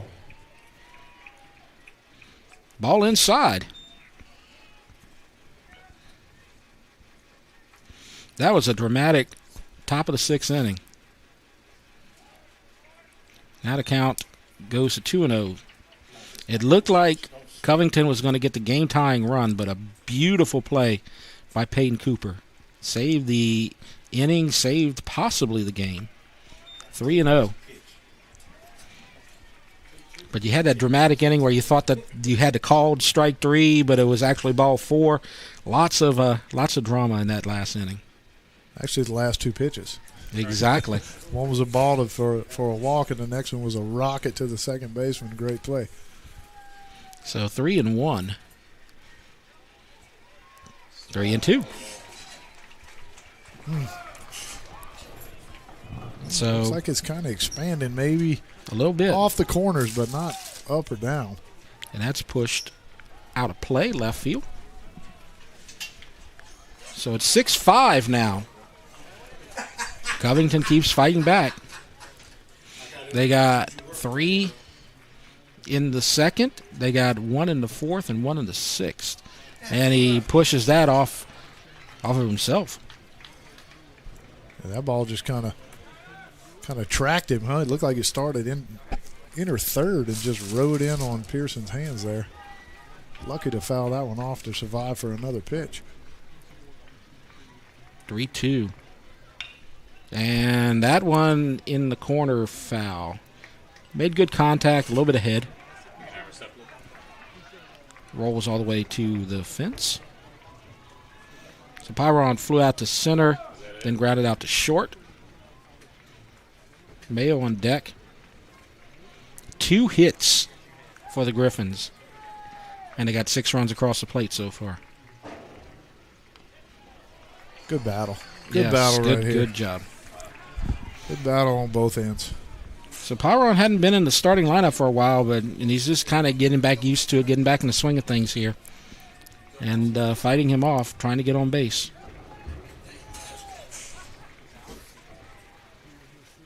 Inside, gets on. Good at bat right there by Pyron. Mm-hmm. It's exactly what you need. And that flip that lineup over, get back to the top of the lineup if you're Dutchtown. Now, only one of 2 players without a stolen base. That's Pyron. Monso's the other, but he doesn't even run. So we will see.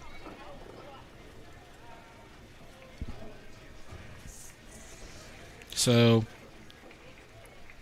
squaring around and takes it back at the last second. A late lead and goes to second, and he got it. So there's Pyron's first stolen base of the year. Will not get shut out this year on the stolen base column.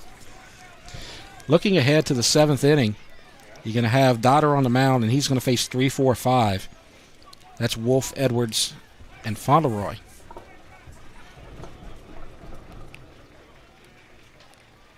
So now Mayo with a chance to get an insurance run, RBI. And that's flown deep to center, but it's in play. And Gottschalk makes the catch and tags up at third and is safe. Tell you what, that was a pretty good throw by Yes, it was. right there. That was a great heck of throw. a lot closer than it should have been. That throw was on the money. So now Reuben Williams comes to the plate with 2 outs. Runner at third. Dutchtown needs to get that run across the plate as they lead 6-5. 2-run lead would feel a lot safer. Breaking ball misses inside. And Wolf, he gave up 6 in the first couple of innings, and since then has just shut down Dutchtown. Hasn't given up a hit since that second inning. And that's a slow roller to pitcher to first in time. Great play by Wolf. Great play. So we're going to go to the 7th, and it's going to be a fun 7th inning. 3, 4, and 5 coming up. Covington needs a run. We'll take a break. You're watching the ETEL Game of the Week.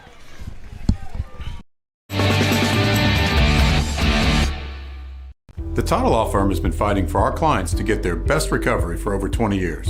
And now that tradition will continue to the next generation. Hi, I'm Rick Tata, the newest member of the Tata Law Firm. We understand that it can be frustrating dealing with your claim. So we're here to help you get what you deserve. If you're seriously injured in an accident, call the Tata Law Firm today. We're not just a face on an ad. Call 756-0007 when you're injured. You gotta call Tata.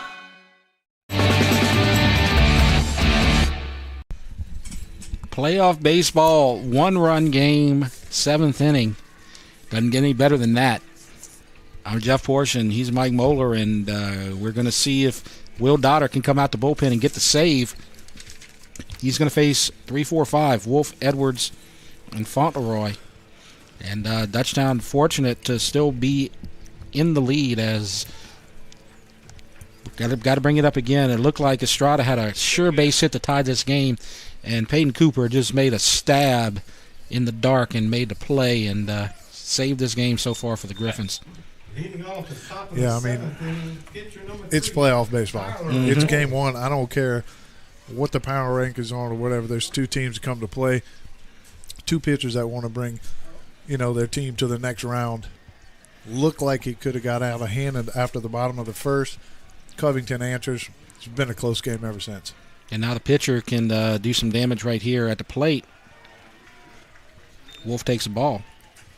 So Wolf has a sacrifice, but he's also flown out to left and grounded out to short. Very tense situation. If you hadn't followed Dutchtown baseball very much, they had three tough losses last week, and they're trying to right the ship. And right now they're 3 outs away from getting it, as they were swept by Catholic last week and lost to Sandoval.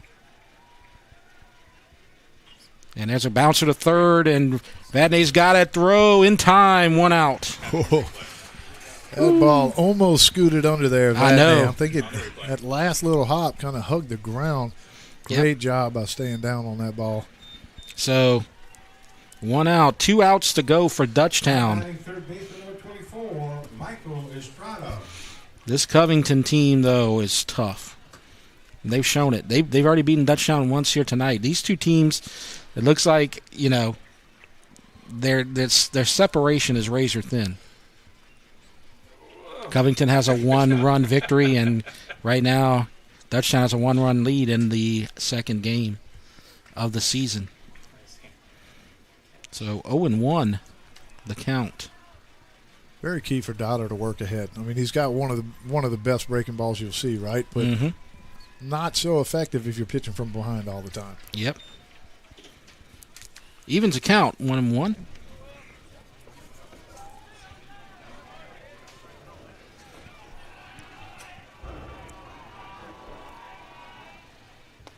There's that breaking ball you talk about. Yeah, that's a good pitch. That's typically where you want to keep that ball on a left-handed hitter.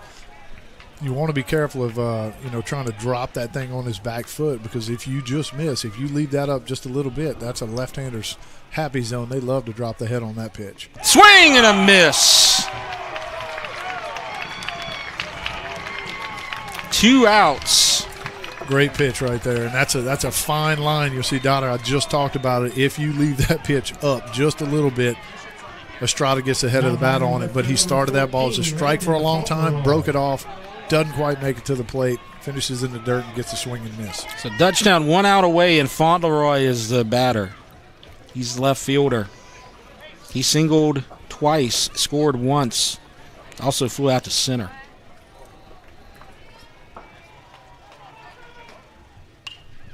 Foul ball out of play, 2 strikes away for Will Dotter.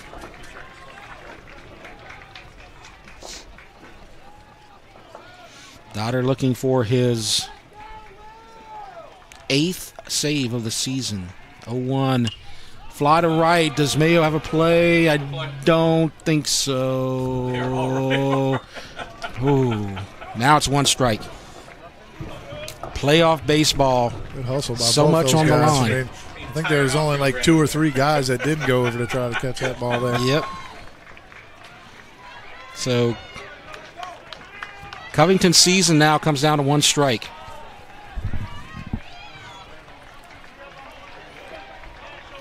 Fernandez, the catcher, on deck. 0-2. Dutchtown wins it. Great on a pitch check right there. swing, beautiful outside breaking pitch. Exactly where you want that curveball to be, just off the plate. Looks like a fastball and then just disappears. Great job by both teams there. Dutchtown needed that, and they righted the ship after that 3-loss week last week. And so they win the game by a score of 6-5. We're going to take a break and wrap it up in just a second. We'll take a break first. You're watching the E-Tail Game of the Week. Supporting your teams and ask you to please be careful on your way home. The athletics running staff of Dutchtown High School would like to thank Raising Cane's in Prairieville, the official chicken of the Dutchtown Griffins. Peak Performance Physical Therapy, Hollis Orthodontics, Tata Law Firm, Baton Rouge Orthopedic Clinic Foundation, Ross Downing GMC, for their support of the Dutchtown High Sports Medicine Program. And they're celebrating in Dutchtown as Dutchtown's going to advance to the round of 16. And they'll get their 3-game series over the weekend against an opponent to be determined later. Our final score is 6-5. Monso gets the win, Wolf gets the loss, and Dotter gets the save. But good job by Dutchtown tonight. Yeah, good job all around, both teams. I mean, Covington survived the blow. I mean, you look at the line score there. Dutchtown gets 4 in the first, 2 in the second, nothing after that. Wolf completely shut down the Griffins after the first 2 innings. However, just not enough firepower to come back and make up for that deficit. And look up there at the box score, and it's 6 runs on 2 hits. You never see a team get 6 runs on 2 hits, and you don't see very many teams get 2 hits and win a game. And Dutchtown, they manufacture the runs. They're scoring on balls that are like 5 feet away from the catcher, getting walks and advancing and taking advantage of errors. And that's the kind of team that Dutchtown has. They're gritty. They're aggressive. They may not be able to hit the ball a ton all the time, but they win when they have to. Yeah, and they pick up their hits. But I mean, both 2 hits were crucial. I mean, Vadnais hit in the first inning. I mean, picked up a couple runs. Yeah, they kicked him scratch, and Covington kind of kicked themselves in the foot there a couple times and made a couple errors and just a few mishaps. But Dutchtown made them hurt. So if Dutchtown wants to host a best-of-3 series, they got to hope for Chalmette to defeat Benton, as in the second round, the higher seed gets the 3-game series. If Benton beats Chalmette, they're the 7th seed. Dutchtown's going to have to go to Shreveport over the weekend. So that's a lot of difference playing at home or going to Shreveport. Yeah, I mean, 4 hours away or 4 minutes away. It's a little different. And sometimes the road trips are good, but, I mean, looking at the crowd tonight, big support here for the Griffins, and that's always a plus to be able to play in front of your home crowd. And when you set up for the weekend, you got to figure Gisclair's going to be completely rested for Game 1, so Monso did his job. Monso probably come back in Game 3 or Game 2, and Chevalier will be the other guy in that series. So that's kind of how the table is going to be set for Dutchtown. Just depends on who they're going to play now. So let's talk about tomorrow real fast, because then we got another exciting game for our game of the week tomorrow, and you see it right there. Captain Shreve, they're coming in to Santamar. Their softball team came into Santamar a couple weeks ago and lost. Now the baseball team is coming into Santamar, and we'll see what they can do. But that's going to be our game of the week tomorrow, and that ought to be a fun one as well. Yeah, it'll be at 4:30, so you can catch us again. YouTube Live, you see the link there. Not real sure why they're starting at 4:30, super early game. Because the Shreveport thing. It is? Okay. Because Captain Shreve's coming in from Shreveport, so you don't want to have a 6 o'clock game ending at 8 o'clock and then they're coming back into Shreveport at like 1 in the morning or something like that. I think that's what it's all they're about. They're 17 years old. They can. I know, but that's what happened.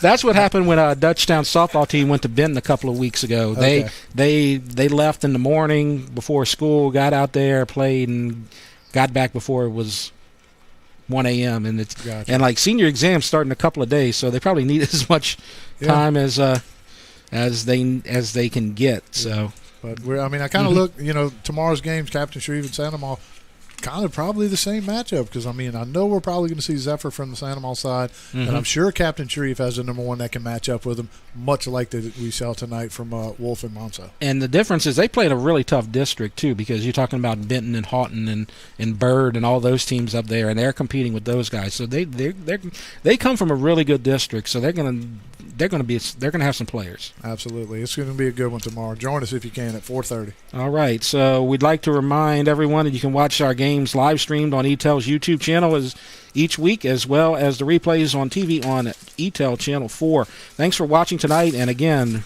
join us tomorrow at 4:30 when we travel across Airline Highway to Santa Maria and the Battle of the Gators as Santa Maria and Captain Shreve, both Gators, in a Class 5A by-district round playoff game. For Mike Moeller, I'm Jeff Porsche. You've been watching the ETEL Game of the Week.